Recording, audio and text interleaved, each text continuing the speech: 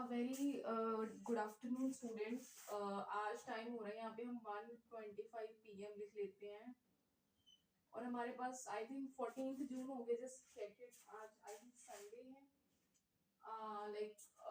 आज संडे ही है, मुझे लग नहीं रहा। 14 जून। मेरा ना जो माइंड है ना बहुत ही ज्यादा ओवर थिंकिंग के मोड में चल रहा है। आज संडे है and I was not even recalling. मेरे दिमाग में पता है क्या क्या चल रहा है। एलविश यादव, उन्होंने घर लिया है, उन्होंने अपनी डिग्री यूज करके अपना घर बनाया है। नंबर टू, भारती, उनकी जर्नी। पहले उन्होंने एक इंटरव्यू में बोला था उनके पास पैसे भी नहीं होते थे खाने के लिए, घर सॉरी खाना वगैरह। नंबर थर्ड पे मेरे ना प्रोफेसर हैं कॉलेज के, जब मैंने एम कॉम किया था वो ऐसे ही पढ़ाते थे मेहनत करके। उनको काफी स्टूडेंट बोलते थे मैम आप बहुत मेहनत करते हो, आपकी मेहनत ना दिखती नहीं है, आप अपनी एज के हिसाब से बहुत ज्यादा मेहनत करते हो।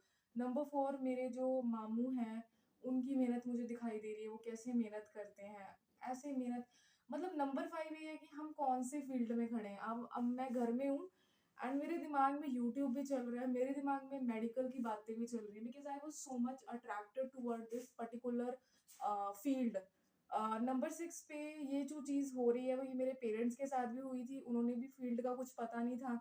जब हम खुद मेहनत करते हैं ना तो हमारे रास्ते और भी आसान हो जाते हैं। आई नो कि बहुत मेहनत लगती है, I will definitely agree on that point, but खुद ही मेहनत करके सब समझ आता है।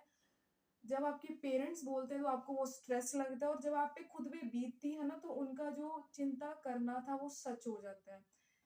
मुझे बहुत नींद आ रही है, मेरा बॉडी पेन हो रहा है एंड एक अरोड़ा क्लासेस के टीचर है, मेरा मन है कि मैं उनसे मिलूं जाके, बहुत अच्छा पढ़ाते हैं वो।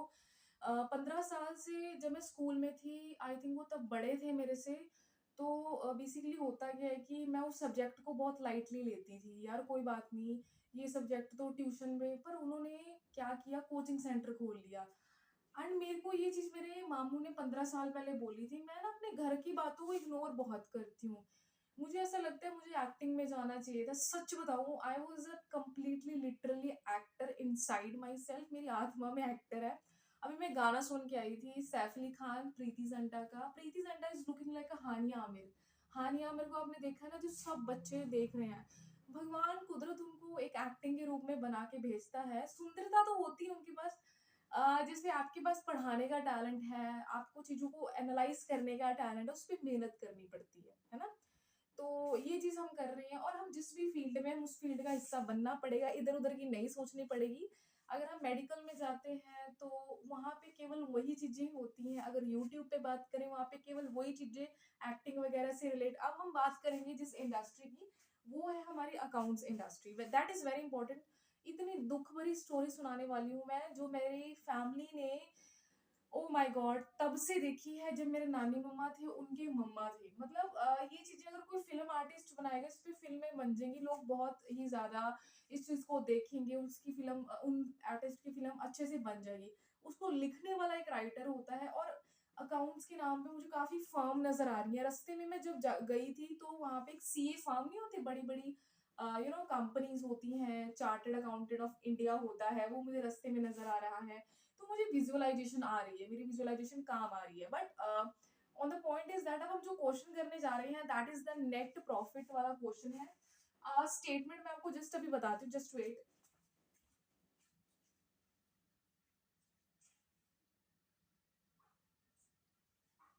Net profit after taxes of firm is ₹1,00,000। कहते हैं जो नेट प्रॉफिट बचा है टैक्सेस के बाद किसी भी फर्म का, किसी भी कंपनी का, वो 1,00,000 है। हाँ जी। तो यहाँ पे आपको बड़े बड़े अमाउंट में तो नहीं दिख रहा होगा, 1,00,000 तो वैसे आपको दिख रहा है, ठीक है। तो and the fix interest charge, जो उसपे हमेशा फिक्स रहते हैं कि इंटरेस्ट चार्ज तो करना पड़ेगा, तो 20,000 तक है। That is on a long term debt, कि अगर आपने बहुत बड़ा लॉन्ग टर्म डेट लिया है तो उसके अकॉर्डिंग उसके 20,000 है। तो इंटरेस्ट कवरेज रेशियो जो बताई जा रही है, if the rate of income was, अब इंटरेस्ट कवरेज रेशियो निकाल के आपने फिक्स रेट ऑफ इंटरेस्ट निकालना है। तो अब आपको करना क्या है, उसमें रेट ऑफ जो इनकम टैक्स है वो आपका 60% है। इनकम टैक्स आपको कितना टैक्स के हिसाब से परसेंटेज बता रहा है, दैट इज 60%, वो लगेगा इंटरेस्ट कवरेज रेशियो के हिसाब से। सबसे पहले ये कहानी शुरू होती है एक ऐसे परिवार से, एक ऐसे घर से। The stage of a blind suffering, what family think is fate. मतलब इसमें बताया जा रहा है, एग्जांपल नहीं है, रियल लाइफ स्टोरी है।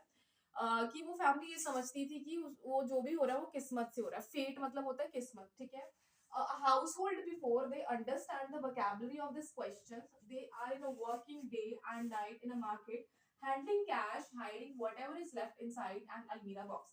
मैंने क्वेश्चन को ढूंढा, क्वेश्चन को अपने फैमिली में से ढूंढा, अपने पीछे वाली फैमिली में ढूंढा, क्योंकि अकाउंट्स का मतलब ये होता है कि अगर आपको नहीं समझ आ रहा तो आप उसको फील करना स्टार्ट करो। जैसे अगर आपको किसी चीज से कुछ लेना है, जब तक आप किसी चीज को दोगे नहीं तो आपको वो दर्द, वो एहसास नहीं होगा। ये सबसे बड़ा दर्द है जो आपके पेरेंट्स, आपके सेंट्रल मामू, आपके बड़े मामू जो देख रहे हैं, वो वाला दर्द है। ये मेडिकल वाला दर्द नहीं है। अकाउंट्स का सबसे बड़ा दर्द है, जिससे सब प्रॉब्लम शुरू भी होती हैं, सब प्रॉब्लम ठीक भी होती हैं।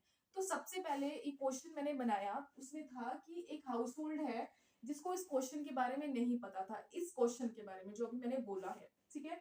दे are working day and night in a market. वो दिन रात मतलब जो फैमिली में एक वाइफ है, उनके हस्बैंड है, सुबह जल्दी उठ के कपड़ा मार्केट में काम करना, किसी के कपड़े सीना, किसी के घर में काम करना, वो ऐसे काम करते रहते थे। और बेसिकली उनके दिमाग में टेंशन भी है, घबराहट भी है, खाना कैसे बनेगा, वो सब चीजें उनके दिमाग में चलती थी, वो छुपाते थे। ठीक है? अगर राइटर होता तो वो अलग से वो कहानी दिखाता है ना? अगर मेडिकल वाले होते तो वो डॉक्टर उनका पेन देखता। अब हम अकाउंट्स की बात कर रहे हैं, ठीक है? सिर्फ अकाउंट्स की बात कर रहे हैं। At the end of the year, after paying off every bill, they look inside the box and find exactly 1 lakh left. तो जब महीने का एंड होता है बेसिकली, तो उनको नहीं, सॉरी, ईयर का एंड होता है, तो उनको ये पता लगा उनके बॉक्स के बीच में 1 लाख जुड़े हैं। अब 1 लाख आज के टाइम के 1 लाख नहीं है, वो वाले 1 लाख है। तो आज के टाइम की आपको वैल्यू समझ आएगी कि प्राइस करेंसी क्या है। अगर किसी को याद होगी तो उसकी वैल्यू बहुत ज्यादा होगी, ठीक है? तो एग्जाम्पल से शुरू करते हैं। वो तब के 1 लाख, आज के 1 लाख बहुत डिफरेंस है। हाँ जी।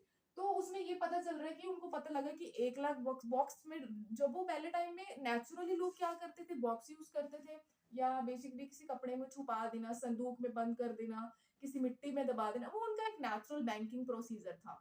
उनको ये भी नहीं पता था इसको बैंकिंग से रिलेटेड बोलते हैं, ये अगर आगे जाके वर्ड बनेगा ये बैंक वर्ड बनेगा, इसको अकाउंटिंग बोलते हैं। तो पहले ऐसे होता था। हाँ जी। सो द ब्लाइंडनेस क्या है इस क्वेश्चन में? ब्लाइंडनेस नहीं बोलूंगी, आंखों की पट्टी खोलना बोलूंगी, जो एक रोशनी बोलूंगी जो पढ़ाई देती है, अगर जो इंसान पढ़ता है, ठीक है? तो एक चीज और भी आती होती है, ये इंसान को अगर पहले पता चल जाता है कि ऐसी भी चीजें होती है, उनका दुख कोई सुन रहा है, केवल आर्टिस्ट के अलावा। हर चीज आर्टिस्ट के ऊपर डिपेंड मत हो, हर चीज मेडिकल पे डिपेंड मत कीजिए, हर अकाउंटेंट भी तो कोई चीज होती है। लाइक फॉर एग्जाम्पल कि मेरे दिमाग में बहुत सारे थॉट्स है कि मुझे इस पे कैसे कहानियां बनानी है, everything we have to go, but real में कैसे सॉल्व होगी वो तो हम डायरेक्टली करेंगे ना। So they feel constant stress because the boxes feels too much empty. तो वो हर रोज यही स्ट्रेस में रहते थे कि आज बॉक्स फिर खाली है, आज गल्ला फिर खाली है। And they look out at the hard physical labour and cry asking why did we same only 1 lakh despite working 16 hour in a day. तो वो स्ट्रेस महसूस करते, तो वो कहते थे हम इतनी मेहनत कर रहे हैं, फिजिकली ऑफ कोर्स फिजिकली मेहनत कर रहे हैं, और अपने आपस में पूछते थे कि 16 घंटे की मेहनत करने हमें साल में सिर्फ 1 लाख ही बचा है। दिस अलग, एंड वो सोचते थे दैट इज अ किस्मत वाला क्वेश्चन, की बहुत बड़ी किस्मत का कनेक्शन है।